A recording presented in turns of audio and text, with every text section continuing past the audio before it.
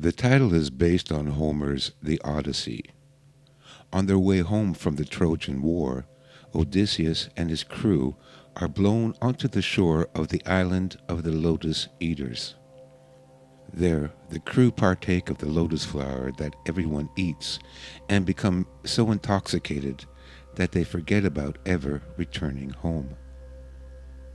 Arriving in Taipei with only $100, the author sets out on a last hurrah to find both a great kung fu master and enlightenment, but soon becomes one of the modern lotus eaters, expats from all over the world that have become so intoxicated by the exotic lifestyle of Taipei's underground that they forget about ever returning home.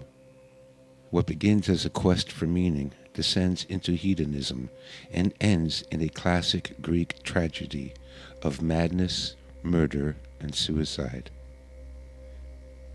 Set in Taipei in the mid-'80s, Memoir of a Lotus Eater is a series of interconnected character studies of expatriates and their interactions with local peoples.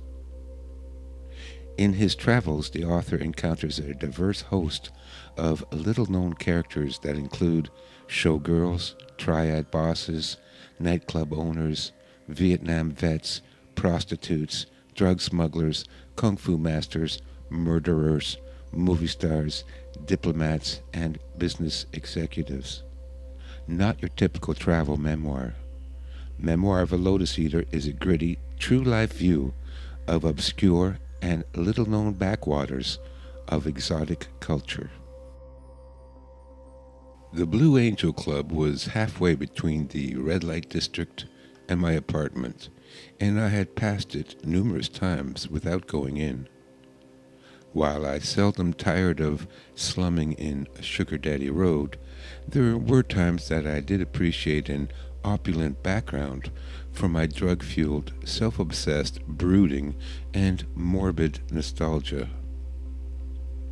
On such occasions, I'd put on my white linen double-breasted blazer and black pants and pretend I was Bogart in Casablanca and languidly haunt piano bars. I had heard some of my students rave about the club and the high-class decor, and so I decided to give it a shot. It was a blessing that double-breasted white blazers were in fashion again, and so I didn't attract too much attention with my Hollywood-themed costume. The Blue Angel was located under a high-rise apartment building in what was originally intended as the building's underground parking garage. The entrance was down a ramp that normally one would drive a car down. Through the blue neon main entrance, guarded by bamboo union boys dressed in black suits, the ramp, now covered in lush carpeting and low-level lighting, continued down into the club's first stop, the piano bar. Opulence reigned in the piano bar with a 50-foot-long brass and marble bar, thick leather chairs and couches, brass and glass end tables with Tiffany glass lamps, and no fewer than 5 large TV screens lining the walls showing the latest MTV videos. At the end of the bar, lost in the distance when viewed from the entrance, was another room that functioned as a karaoke parlor with a dozen tables and another large screen TV. The now level parking access ramp continued its carpeted way through the club, where there are several VIP rooms luxuriously furnished and completed with karaoke machines, video players, and telephone to order in drinks and snacks. Beyond the VIP rooms lay the bathrooms, and beyond these, the disco. Again, no expense was spared in the disco. Top-notch sound system, the full range of lighting effects, lasers, strobes, fog machines, and a DJ booth that resembled an altar to an electronic god. What was originally a parking lot for 100 cars is now a smoky disco that could house 1,000 people. The techno dance music nearly drove me away, but I explored the full extent of the disco out of duty. Following Sun Tzu's advice of always knowing your terrain, I made it a habit to explore the entire location I planned on spending any time in. First on the list of things to look for were exits. Never allow yourself to be trapped in a dead end with no escape. There was the slight chance that the police would raid the disco. Under Taiwan's martial law, all discos were illegal. Of course, this mattered not, since they were run by organized crime in partnership with the government. But occasionally, a manager would skim too much of the take or seduce the mayor's mistress, and the police would be given the order to stage a raid with the dual purpose of sending a warning to other overly greedy managers and as publicity stunt for the local news, showing that the honest and brave police forces busting another illegal nightclub. After walking the perimeter of the entire club, I made my way back to the piano bar closest to the entrance. There was only one entrance or exit. The stairwells that would have functioned to allow access to the rest of the apartment building had been sealed off to prevent any undesirables from entering. The entire club was a fire trap. Being illegal and protected by both corrupt government officials and their triad henchmen, complying with building codes and fire regulations would have been an absurdly naive concept.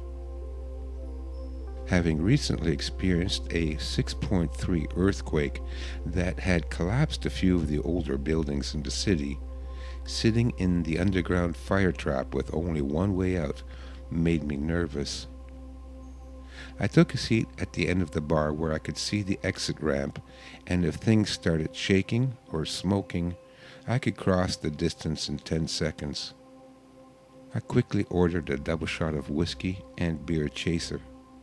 The second purpose of reconnoitering the club was to assess the quality of women available. The doorman enforced a dress code, and so everyone was done up to the nines. The women were uniformly young and sexy. These were the Han Chinese, the highbrows, most with haughty attitudes. The women of Sugar Daddy Row were from Fukinese stock and half-breed mountain people, shorter, darker, and with more Malayan features. The Blue Angel girls were descendants of the refugees from the communist mainland that fled in 1948 after the defeat of the Republican government. Classy, but they were the spoiled daughters of government officials and businessmen. Dressing like hookers to dance seductively at underground discos was one thing. Letting some barbarian take away the only thing of value in their world was another. While nice to look at, I knew I wouldn't be coming to the Blue Angel to chase women. Turning my attention back to the bar, I noticed a Chinese man dressed in a white double-breasted blazer, black pants, and black t-shirt, sitting at the bar with two young women dressed in metallic miniskirts standing next to him. He looked down at himself, then up to me, then made an expression of surprise. I got his meaning. We were dressed identically. I smiled and nodded. He lifted a finger, and a girl behind the bar ran to him. He spoke to her, and shortly thereafter, another double whiskey and beer chaser was brought to me. "On, house," said the bartender sheepishly, brushing a lock of long dark hair from her porcelain face. I couldn't say no to such an invitation, and observing the way the staff was attuned to his every movement, I guessed he was management. I grabbed my drinks and walked down the bar to introduce myself and thank my host for the drinks. "I think you have very good fashion sense," said the man, fingering the lapel of his jacket. "As do you," I replied, while brushing the sleeve of my jacket with a flick of my palm. "My name is Billy, and this is Ling and Ming." "Smack," I said, and shook his hand. "So are you a fan of bogey too?" Billy's English was excellent, and I was surprised by his correct intuition of my Bogart fetish. "Casablanca," Billy continued before I could answer, and gestured with one hand to the rest of the club. "Rick's Americana," I replied, "and you must be Rick." Billy didn't answer, but raised his glass in a toast and gave me a knowing smile. He had the same Casablanca aesthetic as I. What a bizarre coincidence, I thought. I returned the salute and downed my double shot in one gulp. Billy again nodded to the bartender, and without a word she brought another double whiskey and beer for me and another round of what looked like whiskey for Billy. "Look, I can't really accept so much hospitality," I said. I wasn't sure if I was being lured into something. After all, these were gangsters, or I thought Billy was anyway, and you don't ever want to owe anything to them. I wasn't intimidated by any of the Chinese gangsters I met. Westerners had a special status. We were civilians, and as foreigners even more so. Stay cool and say little is always the best strategy when dealing with anyone from the criminal world. "Don't worry, it's nothing," Billy assured me. It wasn't unusual for Westerners to be given the VIP treatment at nightclubs, and I was getting quite used to it.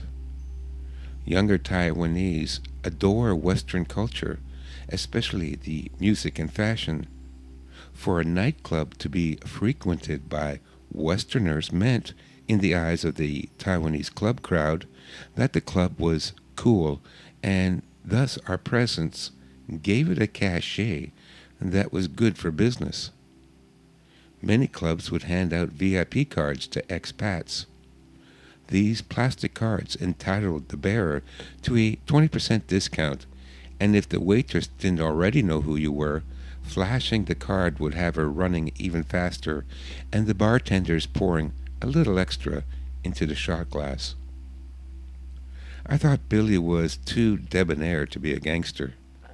Most were low class, dressed and acted that way, spitting betel nut and picking their noses. Billy had movie star good looks. He sported a stylish razor-cut hairstyle that was the de rigueur look of Asian boy bands.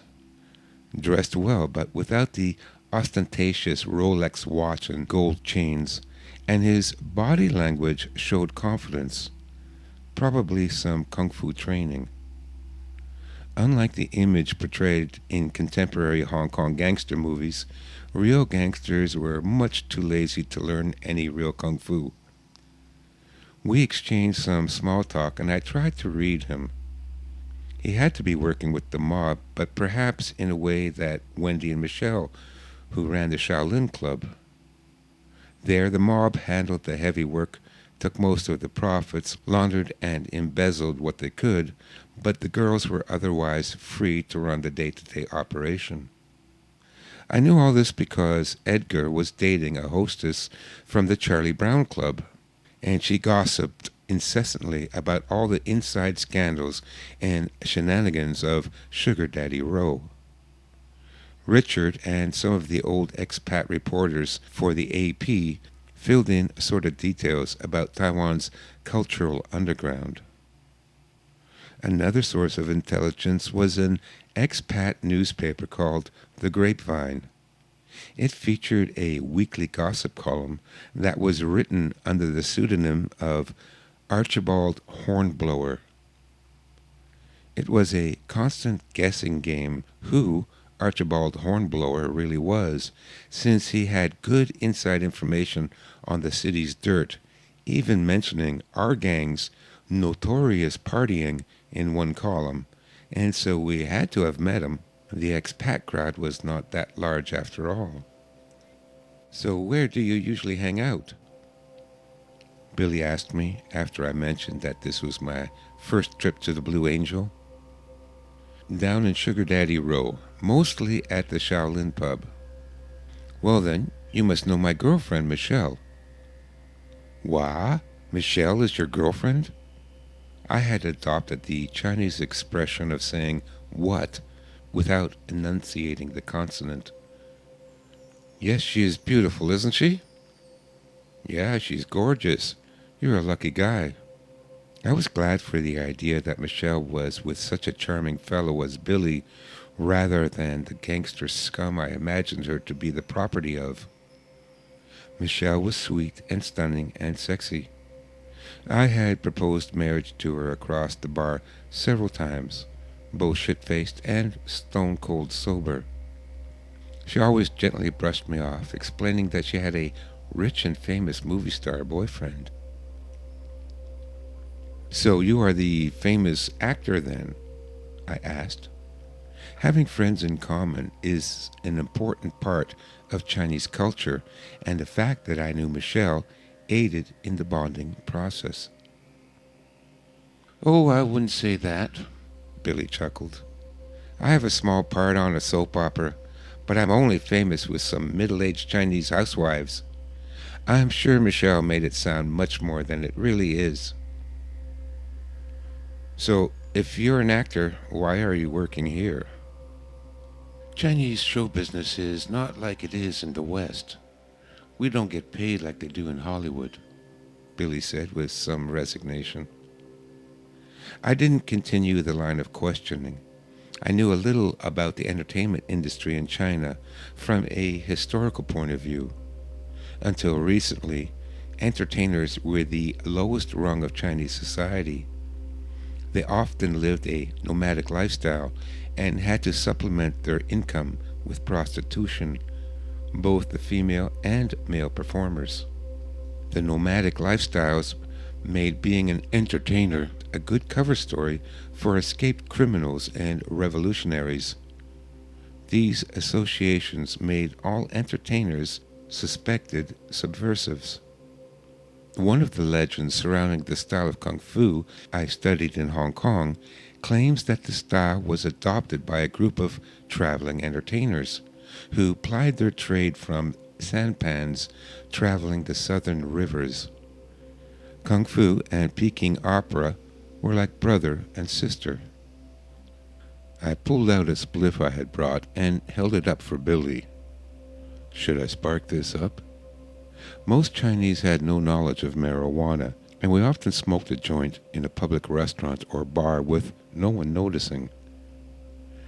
Yes, nice, but not here. I have something for you too. Billy motioned with his head to follow him. He told the two girls to wait for us at the bar, and he led the way to the back office, accessed by an almost hidden door off to the side of the main hallway. He sat down at a desk and motioned for me to take the opposite chair. I handed Billy the spliff, and he lit it with a black enamel and gold DuPont lighter. He took a couple of deep puffs and handed it to me. He reached into his inside jacket pocket and pulled out a small mirror, a razor blade, and a small glass vial. He proceeded to pour out 8 lines of coke on the mirror. Billy rolled up a banknote and handed it to me. After you. Well, I haven't had a toot in a long time. Did you get this around here? I asked, taking the rolled bill in my hand. No, there's no blow on the island. I had a friend bring some back for me when she went to California. Billy slid the mirror towards me. Are you sure you really want to share your stash with a stranger? I asked. Mei Guanxi. No problem. Bu Yao Keqi. Don't be too polite. I'm glad to share with someone that appreciates it. Well, many thanks. I bent forward and vacuumed 2 lines into my nostrils. I rose up and sighed. Billy, I think this is the beginning of a beautiful friendship. You're a funny guy. We finished the spliff and snorted the remaining lines, then headed back to the bar. I was feeling much better.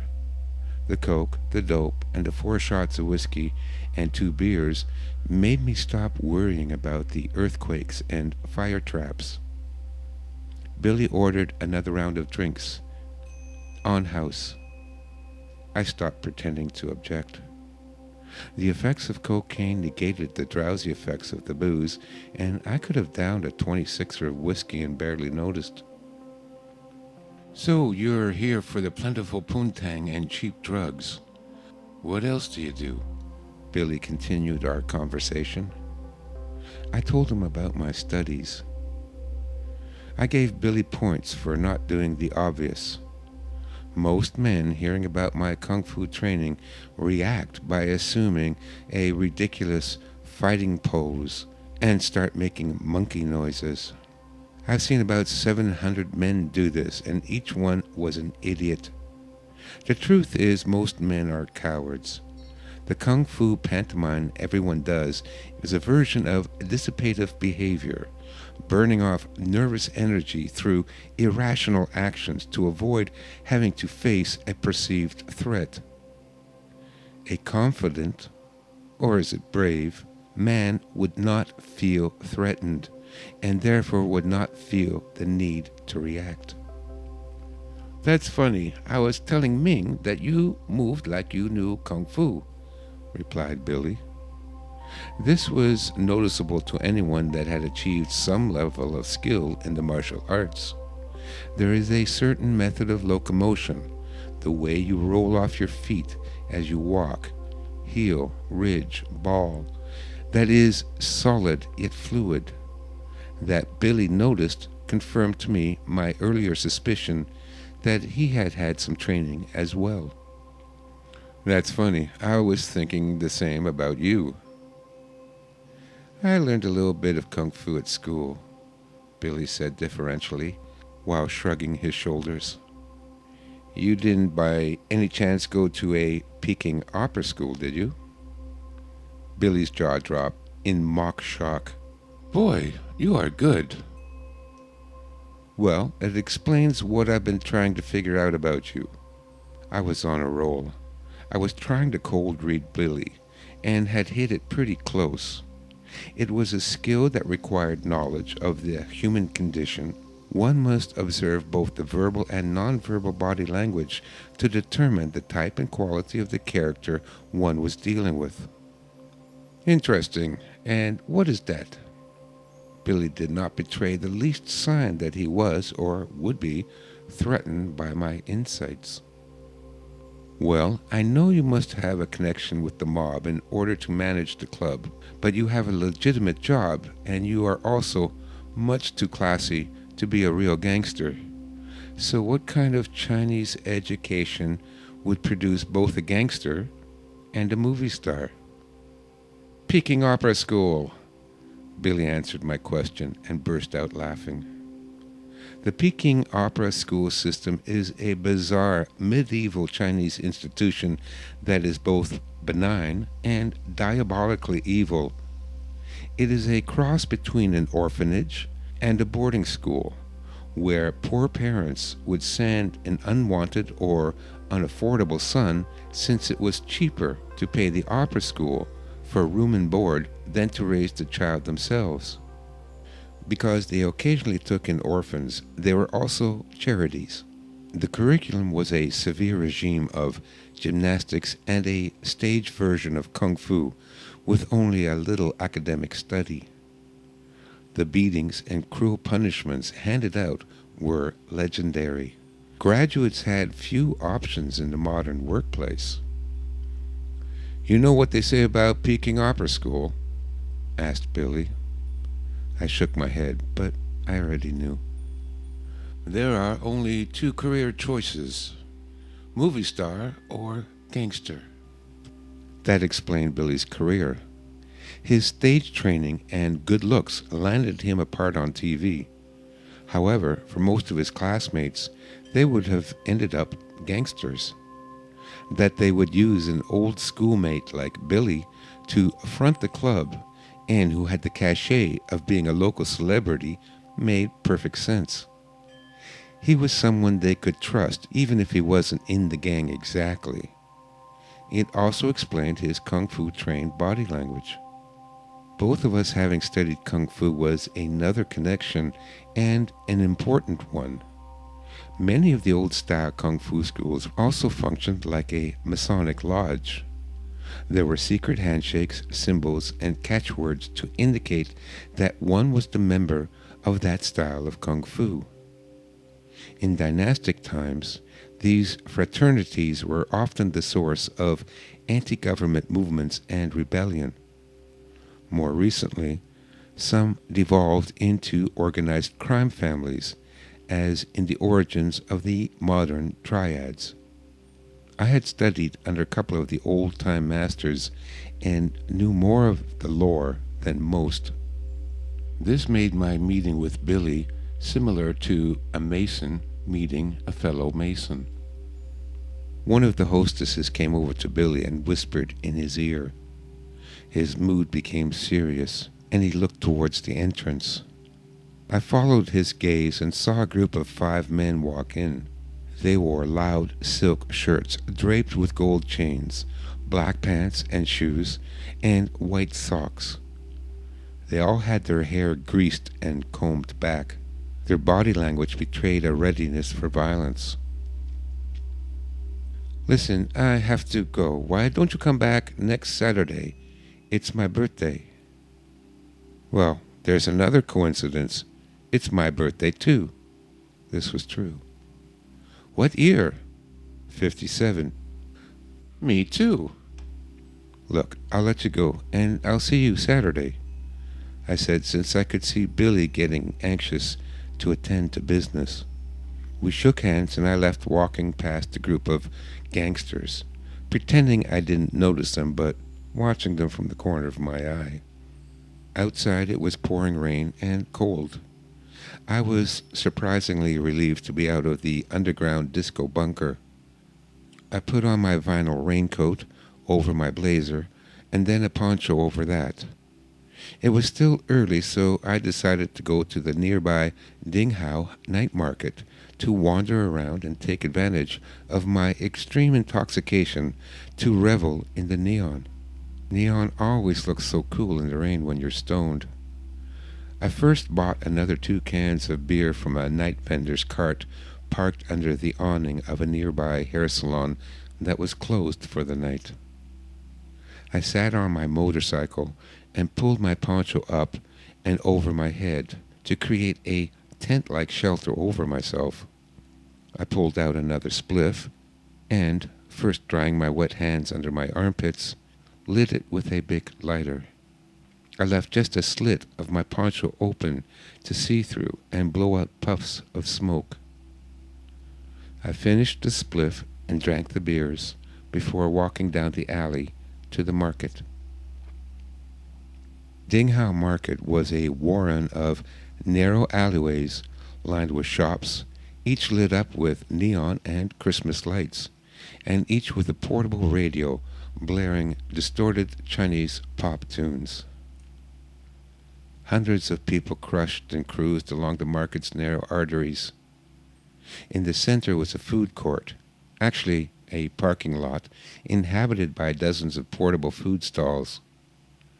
The smell of soy and fish and spices and burning grease assailed your senses from a block away.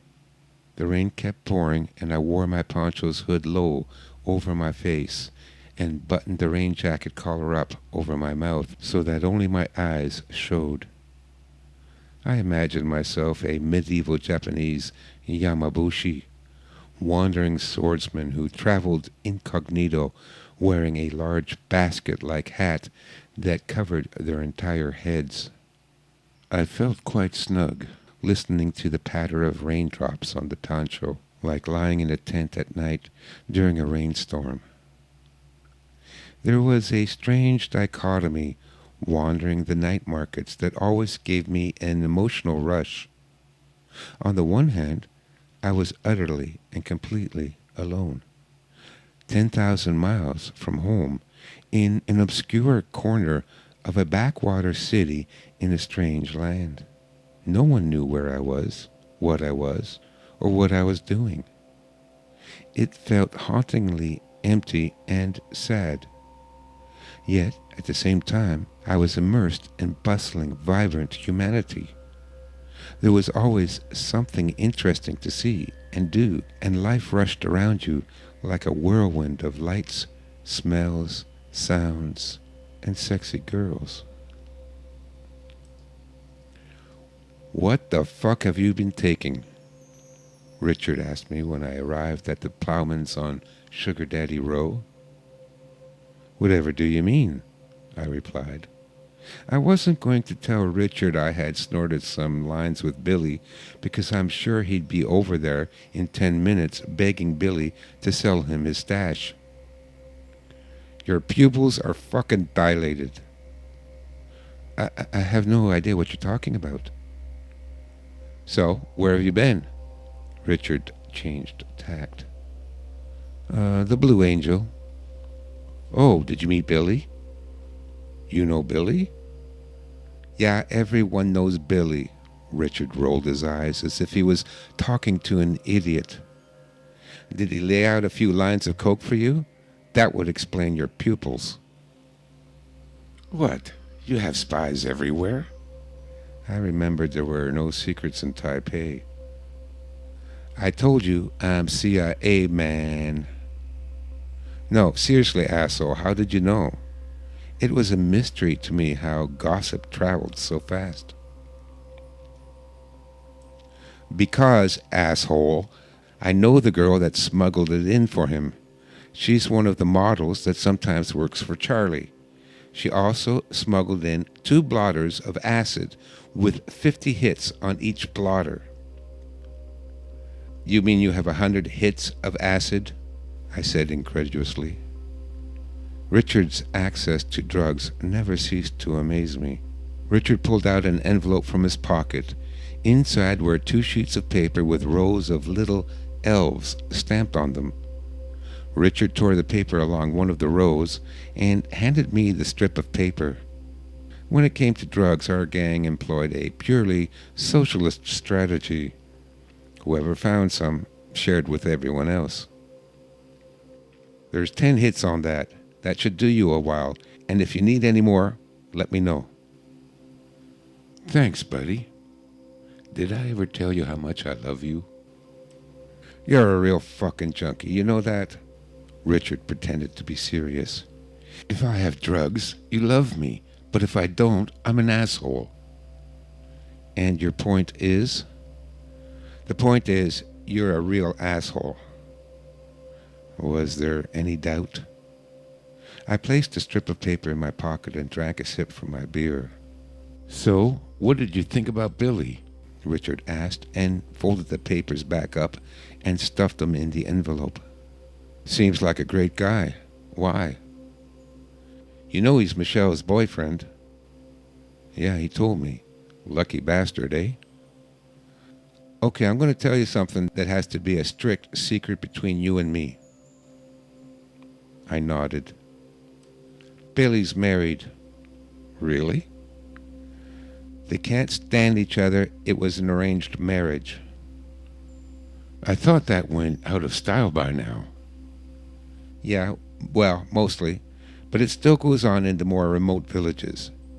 Billy's family was dirt poor. You know his family sent him to a Peking Opera school." "Yeah, I know." "And you know there are only 2 jobs waiting when you graduate, right?" "Yeah, soap opera star and gangster." "Good, I'm glad you're doing your homework. But here's the kicker. His wife is the daughter of one of the bamboo union bosses." "Shit, that can't be good."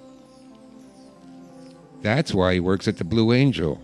That's how he got his part on that soap opera. The Bamboo Boys put in a good word with the producers, and Billy was in." Interesting. How did Billy come to have an arranged marriage with the godfather's daughter? I felt a tang of guilt for being such a gossip. You're not going to believe this shit. Richard always prefaced the juiciest gossip with a disclaimer. He was performing in the Peking Opera recital at the school, and of course, half the gangsters in Taipei are graduates, and so they were all there to support the school. The godfather brought his daughter, who everyone says is an ugly, spoiled bitch, and she saw Billy, and you know how good-looking Billy is. If I was gay, I'd do him. So she sees Billy and falls in love. Now, she's also 7 years older than Billy. He's like 18 at the time and she's 25. An old maid in Chinese years. Exactly. So she tells Daddy to buy her the pretty boy on stage. Jesus, where'd he get all this stuff? Hey, I've lived here for 15 fucking years, man. Like most psychopaths, Richard could turn mean in an instant. There's nothing else to do but hear everyone's shit. Okay, take it easy. No, I got to get off this fucking island, man. You don't know. I'm going nuts stuck here. Richard couldn't leave because he hadn't filed an income tax return for 8 years. You can renew your visitor's permits endlessly provided you file an income tax return. If you tried to leave and your passport visa showed you'd stayed more than 3 months, then you had to provide an income report. The income tax charged was only 3%, and everyone paid that up front from their wages. But without a tax return, you would be brought to the local jail and left there until all the details of your stay were worked out, which could take months. Relax, buddy. You want to smoke a doobie? No, I'm good. Richard calmed down. Anyway, where was I? Super bitch asks Daddy to buy her a Billy boy. Right, so Daddy finds Billy's dad, and it turns out his dad has a bit of a gambling problem and owes the local triads a chunk of cash. A Chinese with a gambling problem. Never heard that before, I said sarcastically. Gambling was a scourge among the Chinese like crack is in America. Exactly, so Daddy offers Billy's dad to pick up his IOUs if he'll sell them Billy. Now, there are not many locals that are going to say no to the Bamboo Boys, and the next thing you know, Billy's married. So then what happened? Well, the wife is so ugly, Billy can't get it up. How could you know that? I said with skepticism. Not even a man's sexual proclivities were secret? I wondered. Billy's wife told one of her girlfriends who's friends with one of the girls at Charlie's office, who told Charlie who told me. The Chinese old wives' grapevine. Exactly. So Super Bitch is not pleased and soon grows to resent Billy for not laying the pipe to her. Now they both hate each other's guts, but she won't give Billy a divorce because she would lose face. That's pretty ugly. Yeah. Now Billy fucks everything that moves just to provoke the bitch into divorcing him, but she won't budge, and Billy can't divorce her because Daddy would have his kneecaps removed. The horror, I quoted Joseph Conrad. Yeah, it's driven Billy to drink, and now he's a raging alcoholic. No, he looked pretty together when I saw him. Don't be fooled. Billy keeps it together better than most, but they have to scrape him off the floor every night. Poor bastard. Yeah, but he's a great guy, said Richard. The next week I dropped by the Blue Angel on mine and Billy's birthday. Billy wasn't there. There were indications of a party in the piano bar. A few balloons floating against the ceiling, some scattered doilies with cake and icing stuck to them. The carpet appeared to have been recently cleaned with several wet patches. It was around 9 in the evening, bright and early for the nightlife scene, but apparently Billy's party had already come and gone. I asked around and finally found one of the waitresses who could speak enough English to tell me what happened. He had started drinking early in the day. By late afternoon, he was plastered. Then there was an argument. A fight broke out. Then Billy went back to drinking. By 6, Billy was passed out on the piano, and a couple of the doormen took him home. I sat at the bar, ordered a double shot of whiskey and a beer chaser, and took 2 hits of acid. I hated celebrating my birthday, and it sounded like Billy did too. I made my way to Sugar Daddy Row and headed to the Shaolin pub. I arrived before the effects of the acid had kicked in. Richard was there as well as Mark and Bogo. "There's the birthday boy," they all greeted me as I walked in. "How do you guys know it was my birthday?" "Michelle told us. You have the same birthday as Billy," Richard answered. Michelle came over pretending to look happy. "Hey, Smacky, happy birthday. You like usual?" She tilted her head in a flirtatious manner out of sheer habit as she spoke. "Thanks, Michelle. Yes, Shay. So I guess you missed Billy's birthday party then," continued Richard. "How do you know?" I was starting to think Richard was psychic. It was only that he had been living in Taipei for so long that he was plugged into the grapevine. Michelle was there and she told us what happened. Michelle came back with my drinks and she leaned on the bar to listen to our conversation. I could see, despite the dim lighting, that her eyes were red. "So what happened?" I asked. Mark and Bogo pulled their bar stools in closer, and so the 5 of us formed a conspiratorial huddle.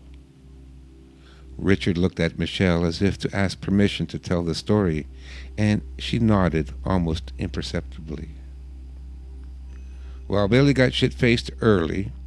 Then his brother-in-law shows up at the Blue Angel. He's all mobbed up too and thinks he's a big shot. He just came to piss on Billy's birthday party. The guy is swaggering around and talking bullshit about Billy." "He big asshole," Michelle injected. "Mi shui jian." No class. So Billy picks up what's left of his birthday cake and throws it in the guy's face. Next thing you know, they're throwing punches and really getting into it. The doormen break it up and drag the brother-in-law away screaming that Billy can't get it up because he's a fag. "Billy no fag, I know," Michelle said knowingly. I'm sure Billy had no problem slaying the pipe to Michelle. I know I wouldn't. After the guy's gone, Billy grabs a bottle of scotch and downs a third in one swallow. 5 minutes later, he collapses over the piano. The doorman took him home in a taxi. "I fucking hate birthdays," I said.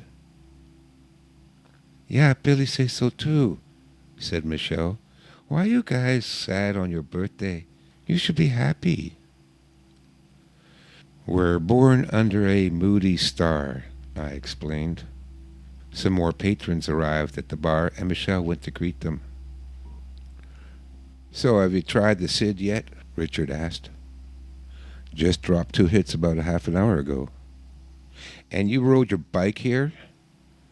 Richard motioned towards my shoulder bag, bulging with cans of beer and telltale poncho and rain gear in case it started raining again.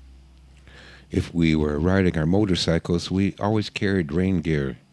However, if we were getting around by taxi, we only needed an umbrella. "Okay, it's your funeral." Richard was the only one of our gang that didn't ride. When I asked him about it, he told me that he used to ride a bike, but one day he saw his best friend picked from the grill of a Taipei city bus and hadn't rode since. Edgar had arrived, and with the gang assembled, we headed off to the gasworks for some rounds of billiards. Michelle grabbed me by the arm at the door as we were leaving and motioned me over to the side. "You know, Smack, that Billy really like you. He said you two are soul brothers. It was strange that we had connected so strongly, even though I had only met him once. Well, I like Billy too, I replied. You know, maybe Billy would listen to you. Listen to me about what? Maybe you could say him not drink so much. I really worried him. Well, I'm no one to preach to Billy. I drink too. Yeah, but you're not alcoholic. How do you know? You've never seen me sober. I work bar. I know alcoholic. You know alcoholic. Well, I don't know. Please, he would listen to you. Okay, I'll try and say something next time I see him. Thanks, Mac. It would make me feel better. I went over the trunk of the car like doing a Fosbury flop over the high bar. Time slowed, and it was almost as if I were flying in slow motion through the air, backwards. I wasn't wearing a helmet, and I knew that by landing on your back, your head would tend to whip backwards and crack open on the pavement. I knew exactly what to do. For months, Master Tsai, my kung fu instructor, had me practicing the iron vest technique. I hated this exercise and thought it to be both painful and pointless. From a standing position, you had to arc back, leap up into the air, and land flat on your back on the cold concrete floor. This was very different from the gentler rolling breakfalls taught in jiu-jitsu. This was akin to running full speed into a brick wall. Master Tsai said it would toughen me up to withstand blows to the body. He often demonstrated his skill by having students break 2x4 wood beams across his back, or shatter cinder blocks with a sledgehammer across his chest. Mostly it just knocked the wind out of me, and I worried about cracking a rib or rupturing a kidney. There were 2 important points I did learn, though. First, you needed to tense just at the moment of impact and dissipate the force of the impact by distributing it across the flat of your upper back. Second, you needed to tuck your chin in and hold it so that your head does not slingshot into the ground. I tucked my chin in and braced for impact. The evening had been uneventful. We had shuffled along and hit a couple of the clubs, but the city was dead. It was Chinese New Year, and for a week everything was deserted, closed, or empty. I hated Chinese New Year as much as I hated my birthday, and the two occurring at the same time was doubly depressing. The rest of the gang, similarly, lost their enthusiasm and decided all to go home early. However, the acid was kicking in, and I knew I couldn't sit in a room for the rest of the night without going insane. And so I took off on my bike to cruise the city's strangely silent, foggy streets. The acid wasn't anything I couldn't handle. I had been dropping a hit every year or so since I was 13 and knew what to expect. The lampposts rippled, the buildings swayed like curtains blowing in a breeze, and the neon lights smudged like motion blur on a photograph.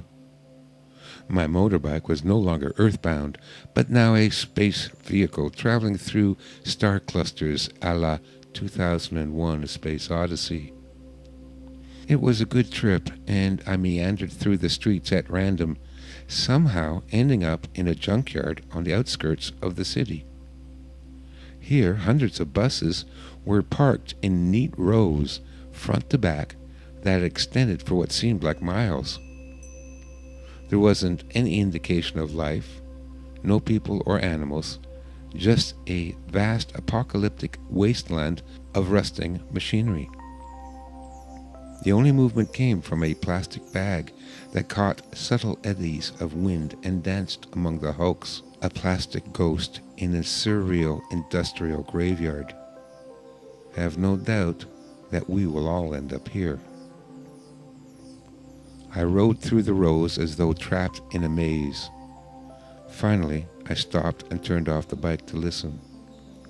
It was quiet. Usually the city gave off a constant white noise, interspersed with the occasional siren, car alarm, or horn blow, but not now. Streetlights ringed the junkyard in the distance, but the light that reached the interior was so dim that you could not see color. The shadows started to grow and contract, as if breathing. I had traveled the galaxy and arrived at the end of time, where all that remained was the breath of Brahma, the inhalation and exhalation, the yin and the yang. Well, birthday boy, time to go home, wherever that might be, I said aloud to myself, hoping I wouldn't hear a response from one of the buses. It was a game I often played with myself.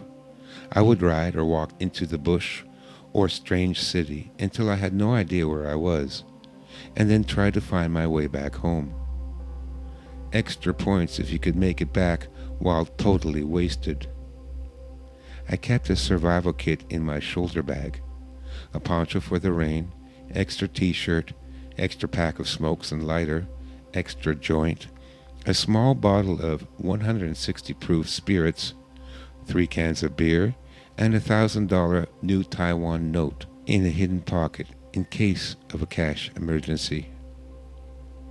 The acid still had me wide awake and feeling twitchy, and the slowly moving shadows indicated that things could start to go bad if I wasn't careful. I smoked the joint, washed it down with 2 ounces of gaoliang, and snapped the tab on a beer. The booze and the hash should mellow the sid a bit and prepare me for the journey back. Well, Billy, here's to us, I said aloud and raised my beer can. The empty buses listened without reply. It was almost dawn when I hit the car. I was riding along the road that runs parallel to one of the canals that channels the runoff from the mountain and harmlessly deposits it in the Danshui River. It's always the booze that makes you reckless. I should have stopped at every crossroad that cuts over the canal on an arc bridge, but I didn't. The small sedan came across from my right, and by the time I saw it, it was already too late to stop. I swerved my bike to the left so that I would hit the car, going in a sideways skid, but facing in the direction that the car was traveling in. I impacted with the driver's side rear wheel well, and cleared the rear trunk like going over the high bar in track and field. I landed surprisingly softly 10 feet further down the road, and the momentum carried me another 6 feet, sliding on my back. My head never touched the ground. I lay still for a moment to assess the damage. From my St. John ambulance training, I knew that a serious injury may not cause pain for some time, and so, although I felt fine, that did not mean I might not have ripped a leg off. Still laying on my back, I felt down each arm, searching for breaks or injuries. Then I felt along my torso and legs. I wiggled my toes. Everything seemed fine. I then noticed a couple in their mid-40s standing in the street, looking with horrified expressions at me lying on the pavement. I guess they were the occupants of the car I had just hit. No doubt they thought I'd sue them into bankruptcy, even though I was at fault. I stood up, brushed off my pants and jacket, and rotated my head and shoulders to stretch out. There wasn't a scratch on me, not even a bruise. I am a monster, I thought to myself. My iron shirt training had saved my ass. I ignored the couple who stood there in silent awe as I checked their car and my bike for damages. The rear panel of their car was caved in, and there was a trough in the metal where my ass gouged a channel over the trunk. Thank God for cheap cars. My bike had a few additional scratches and scrapes, but the only real damage was done to the right handlebar that was bent into the center of the steering column. I picked up my bike, and holding on with both hands to the left handlebar, I put my foot on the right handlebar and pushed it back into shape. You couldn't even tell it was ever bent. I jumped on and kick-started her up. She thrummed to life instantly. That's my girl. This whole time the couple remained motionless as though not comprehending what was happening, the wife holding onto her husband's arm for safety. They said nothing, nor made any indication they wanted to speak with me. I needed to get away. I had no license, no insurance, and I was carrying a stash of illegal drugs, and so had no desire to report or have anyone else report my accident to the police. With just a nod in their direction, I gunned the motor and took off. I had no doubt they would be relieved to not have the incident reported as well, since intense litigations surround every accident in Taipei. I felt unfazed by the whole event. It is irony that while alcohol is responsible for most fatal crashes, it is the drunk that usually survives due to being drunk in the first place. I knew there was still a possibility of going into shock later, and so I thought it best to find a place to sit down and maybe have a coffee. The Taipei Grand Hotel was nearest, easily visible as the city's major landmark, and so I headed there and decided to have breakfast.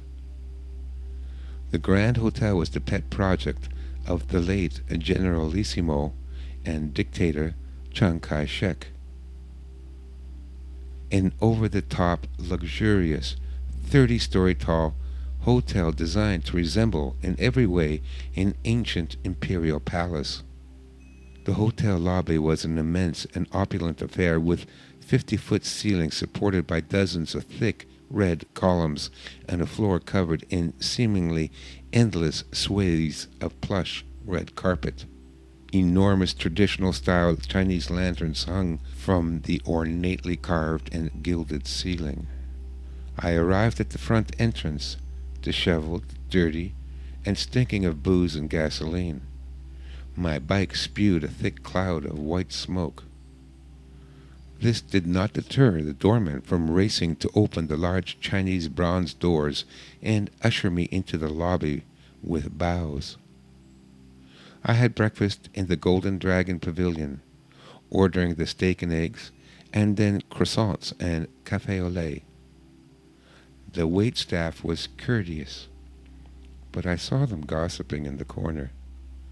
I must have looked like a lunatic. While I narrowly escaped disaster, Billy was not so lucky. His wife destroyed him in a way no one could have predicted.